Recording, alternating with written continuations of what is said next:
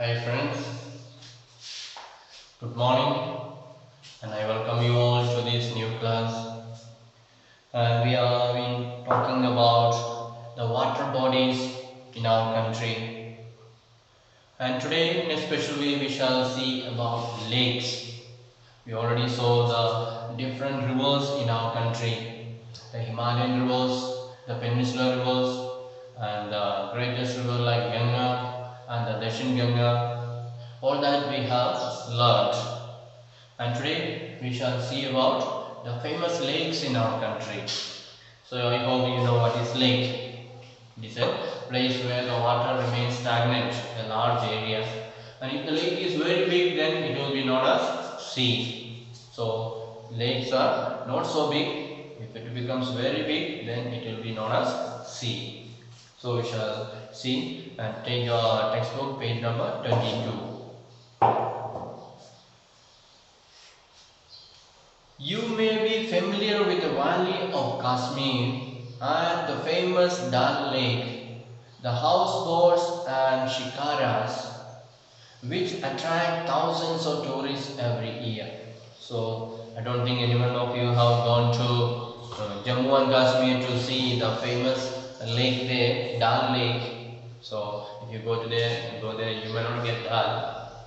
No, you may think that you can eat plenty of dal there if you go. So it is not that. The name of the lake is Dal, and this is very famous for attracting tourists. Many people go there because of the lake, presence of lake there, and in that lake there is lot of things are there. You can boat ride is a lot of activities in the water, so that attracts the tourists, and many tourists come there visiting every year.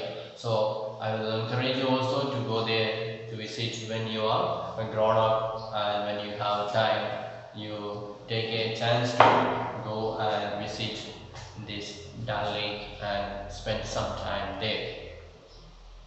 Then similarly, you may have visited some other tourist spot near a lake and enjoyed boating. I hope some of you at least have got the chance to do the boating. You may not have gone up to Jammu and Kashmir to see the Dal Lake, but at least some lakes nearby, or at least some artificial lake. Even in Ziro, I heard you have a small lake there.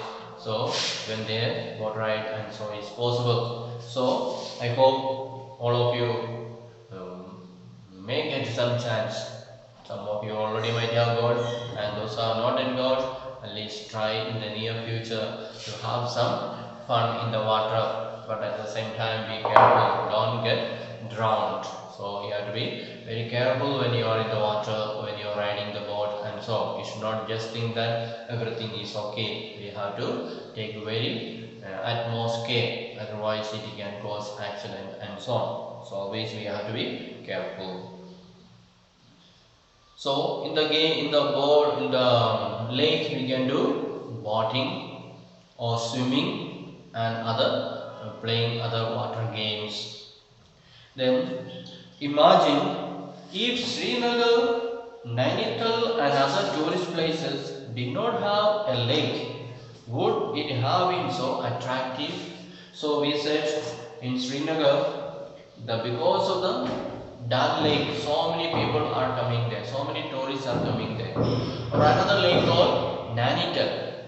If this lake was not there, will those people come there for as a tourist? Will they like that place for entertainment? So mostly we can say this place is chosen by these people to visit or to have some enjoyment because of the presence of the lake. If this lake was not there, they would not have gone there. They would have gone to some other place where there is a lake. Then, have you ever tried to know the importance of lakes in making a place attractive to tourists? So, if you think properly, you will know it is because of the fun that they can have in the water, to ride boats, do swimming or playing games in the water, and so that makes the people more attractive to these places. And apart from attraction for tourists, lakes are also useful for human beings in many ways. So one purpose of these uh, lakes are that they are attracting the human beings to visit those places and turn that place into a tourist friendly place, tourist attractive center. But apart from this also, we can say lakes are very useful and they do a lot of good things for the human beings. So let us see what are the good things that we are benefiting because of the lakes. So we can say little GK also we shall see as we go ahead. So lakes of large extent are called seas. That I already said in the beginning, that if the lakes are very large, then they are no more called a lake, they are said seas. They are called seas.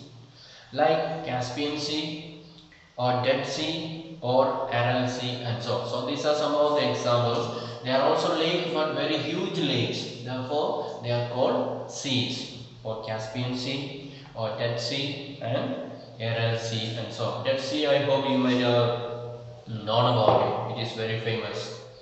That the water in the Dead Sea is so thick that no living beings can survive there.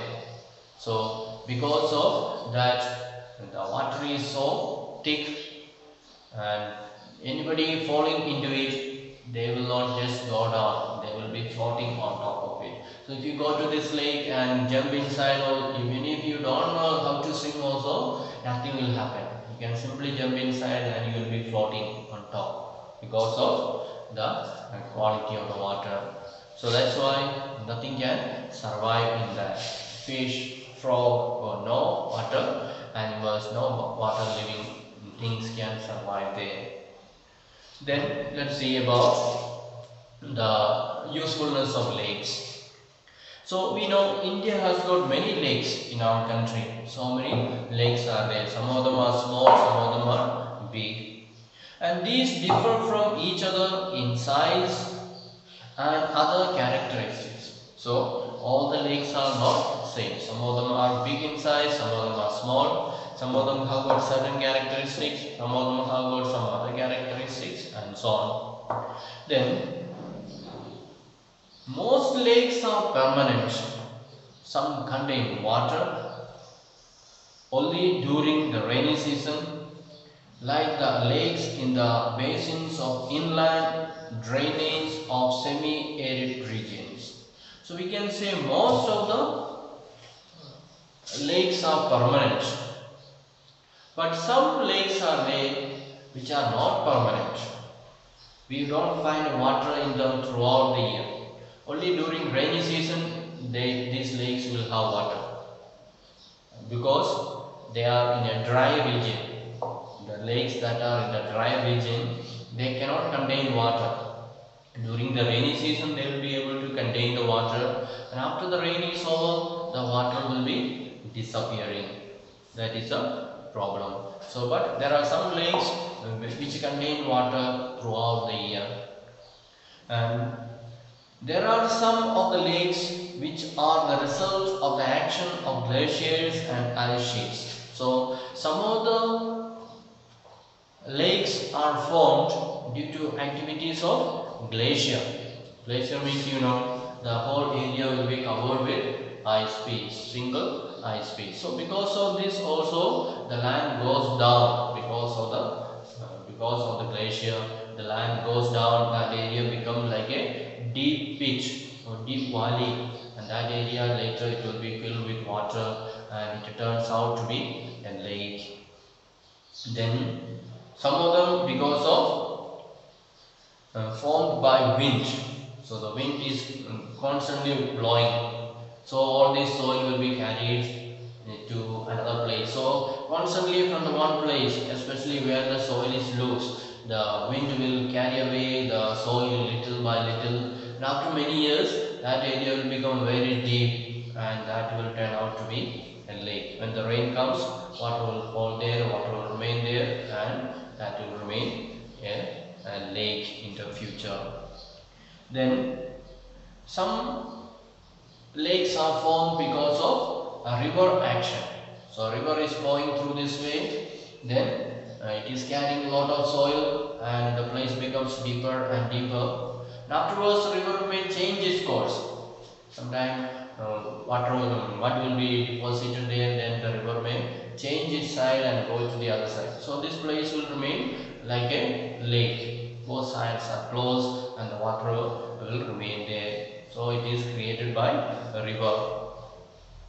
Then also some of the lakes are created by human beings. So that is called artificial lakes. So we can dig, remove the mud and make a big lake. So that way, because of our human activities, because of our work also, if we want, we can make a lake. So if we are making it, human beings are making it, means it will be known as artificial lake. And all other lakes that are created by the nature, they are natural lakes.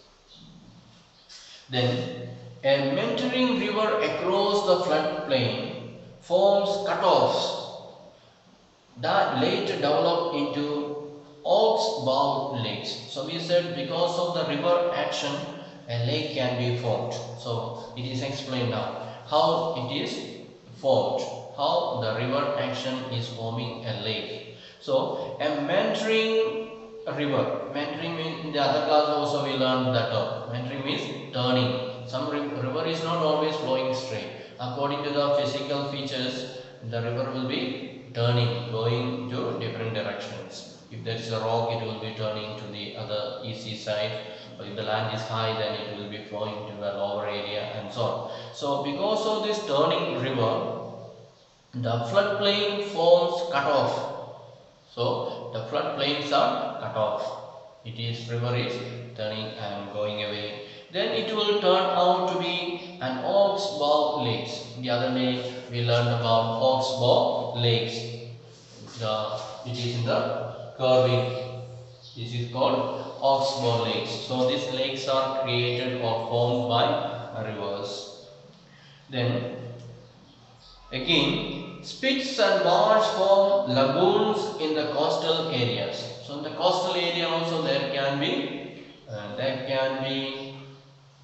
these lakes which is created by spits and bars. Spit means island. So there may be an island from close to the land. So that will be blocking the sea. So between the land and the island, water will be remaining there. So we call it a raving sea and so on. So it is a lake. It's a big lake. So because there are a lot of islands are there, they are separating, they are creating a bar like. So between India and the Lakshadweep islands we can say there is a bar like. It is not continuous yet, it is a big lake, therefore it is a sea. Big lakes are called sea. So that is another way of creating lakes in the nature. And let's see some examples for that. So the Chilika Lake, that is an example for coastal lake. Then the Pulikat Lake, the Kolleru Lake. So all these are examples of lakes that are formed by the spits and bars from the lagoons. What is lagoon?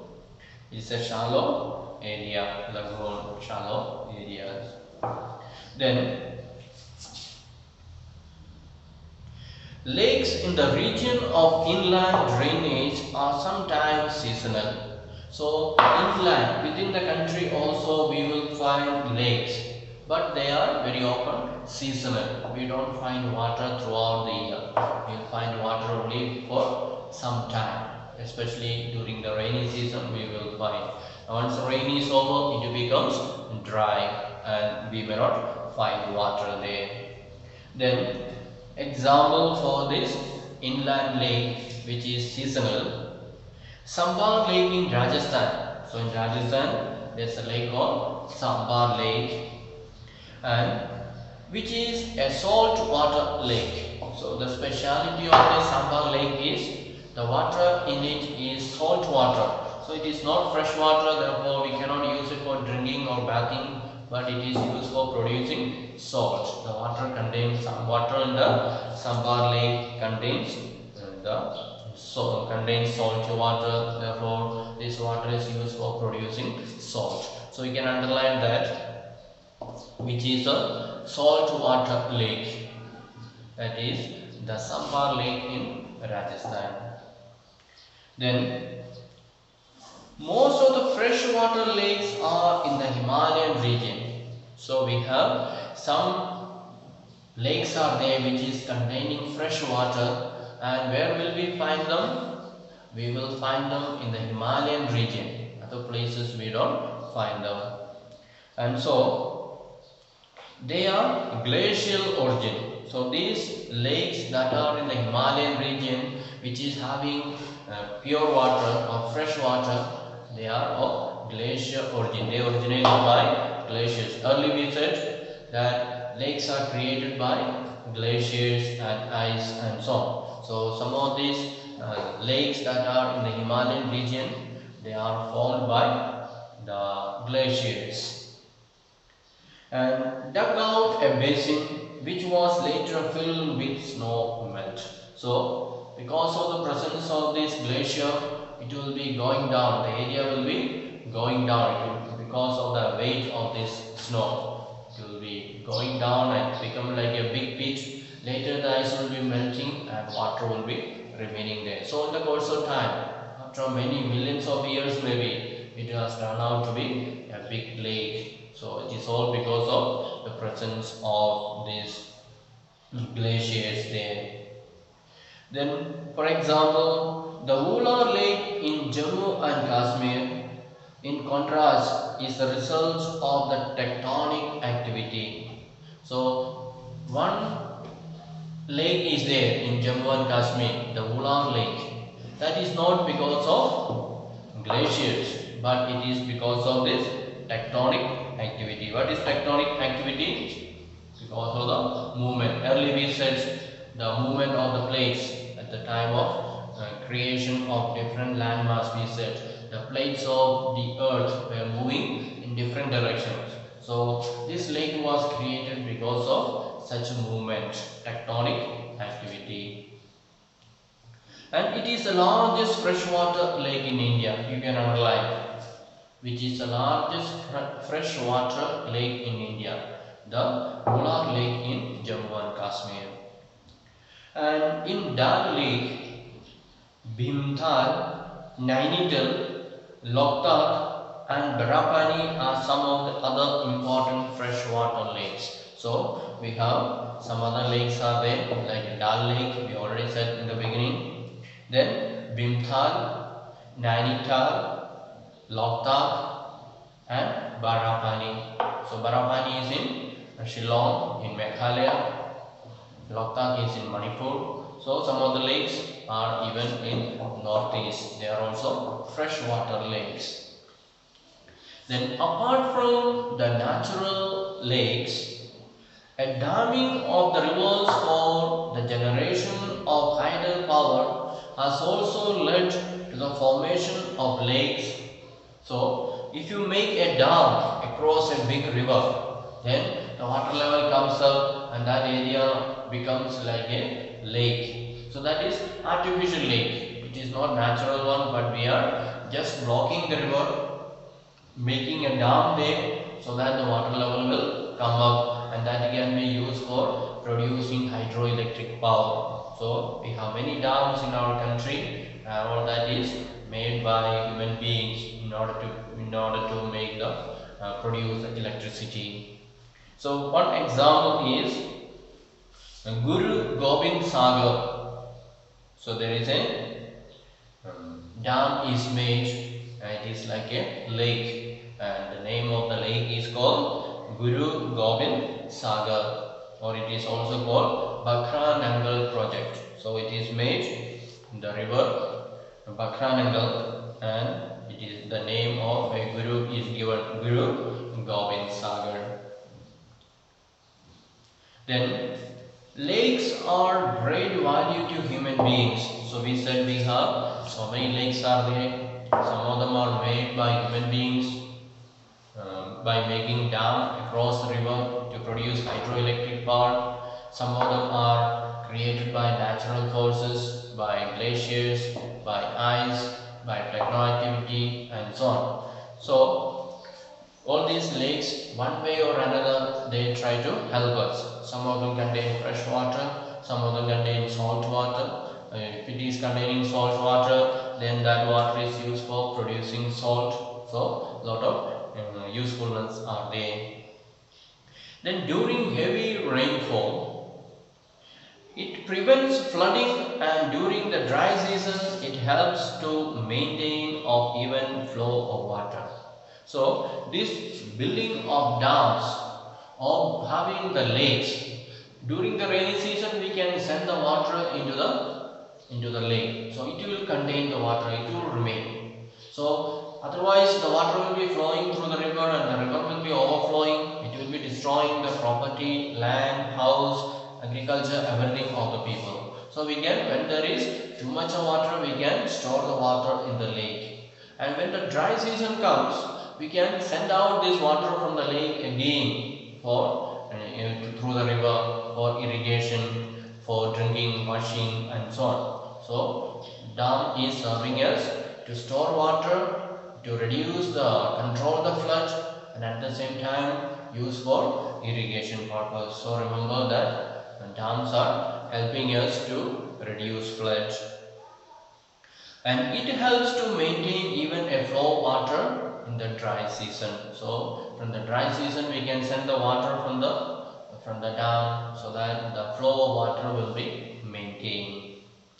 Then lakes can also be used for developing hydropower. Another thing is, from the lake we can produce hydroelectric power. So the Barapani lake has got the hydroelectric project there. They are able to produce electricity from the dam. Then they moderate the climate of the surroundings. So if there is a big lake, then the climate is become moderate. Because of the presence of the water, it will not be too hot or too cold. The water will regulate, water will control the climate of that area. Then maintain aquatic ecosystem. So in the lake, lot of aquatic animals can be there. Fish, frog, and other aquatic creatures also can survive there. So it will protect the aquatic ecosystem. Then enhance natural beauty. So the lakes will enhance or make the natural beauty available. We said many places people go as a tourist because there is a lake, because there is a natural beauty, because they can play in the water and so on. So it attracts tourists and it increases the beauty of the nature. Then help develop tourism and provide recreation. So people who feel boring, they can go out, take a boat ride or swim or fishing, cooking, and so on, and it attracts tourists. So lakes are, in one way or another, it is very helpful for us. It gives us a lot of entertainment. It attracts tourists.